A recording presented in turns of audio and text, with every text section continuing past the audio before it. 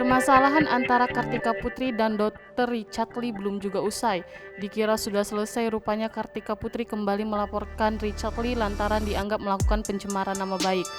Dr. Richard Lee pun meluapkan emosinya atas kekesalannya terhadap Kartika Putri. Dr. Richard Lee pun meluapkan emosinya atas tindakan Kartika Putri.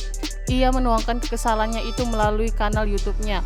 Lewat video yang diunggahnya, Richard Lee mengatakan bahwa ia baru saja dipanggil oleh pihak kepolisian untuk melakukan klarifikasi. Tahu soal laporan tersebut, Richard Lee ngamuk dan menyebut bahwa Kartika Putri adalah orang yang tidak tahu diri hingga wanita licik. Richard mengungkapkan bahwa ia telah bersikap mengalah dan sempat meminta maaf kepada Kartika Putri. Terlanjur kesal dan tak terima dengan perlakuan Kartika Putri, Richard juga menegaskan akan meladeni laporan tersebut. Seolah tak mau kalah, Kartika Putri pun menuliskan panjang lebar soal kekesalannya. Kartika Putri memberikan peringatan untuk diam dan mengikuti proses yang ada. Ia juga menyindir soal panggung dan keuntungan kepada seseorang yang dinilainya sengaja ingin naik pamor. Sebelumnya, perseteruan ini bermula saat Dr. Richard Lee membuat review mengenai produk kecantikan yang berbahaya pada Agustus 2020 lalu. Setelah itu, Kartika Putri membuat konten tentang produk endorse-nya dengan menyinggung konten Richard Lee.